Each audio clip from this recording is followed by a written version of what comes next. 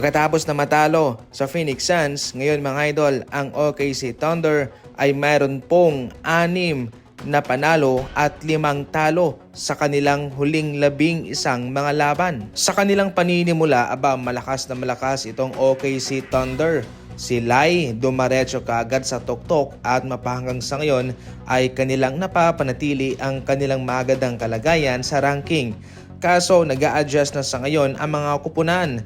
Hindi po sila bobo. Si Lai naghahanap ng solusyon para makasabay sa OKC Thunder.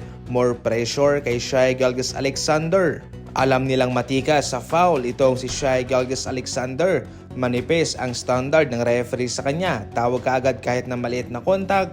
Kaya maraming mga players ang ginagamit ng isang kupunan para sa kanya para makabantay. Malaking kahinaan din sa ngayon ng OKC Thunder mga idol ang napakalakas na depensa. Kumbaga pressure na pressure. Sa backcourt pa lang, depensa na kaagad, pagurin ang mga players nila.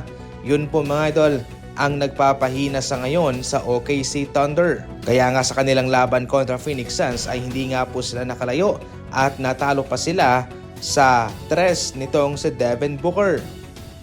Nagawa namang may comeback ng Los Angeles Lakers ang Utah Jazz mga idol sa mga huling minuto ng kanilang laban. Bumawi ang Lakers at kanilang na-outscored na ang Memphis Grizzlies sa balancing scoring nina LeBron, Luka Doncic at Jake LaRavia. Malaking factor po dito sa nagpatalo sa Memphis Grizzlies ay yung kanilang malamya sa pagdadala ng bola.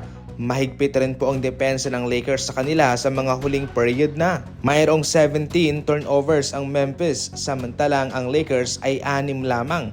Napakalaki po ng diferensya. Kitang-kita mo dyan yung defense pressure ng LA.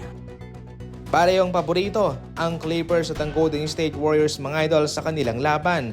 Malakas itong Clippers sa ngayon sa kanilang ginawang winning streak. Kaso pinutol po ito ng Boston. Ang Golden State Warriors naman, mainit pa rin itong si Stephen Curry.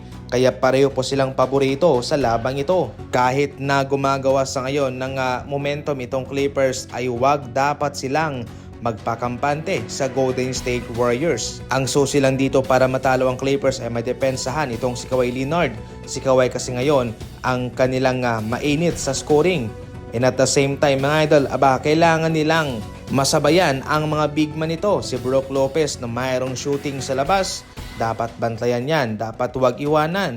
Samantalang si Zubac na halimaw din sa loob. Kailangan na pumili itong si Coach Steve Kerr ng kanyang center na magbabante dito para makasabay. Pwedeng si Post, pwede rin po si Trayce Jackson-Davis. Sa ngayon mga idol, pareho po silang liyamado.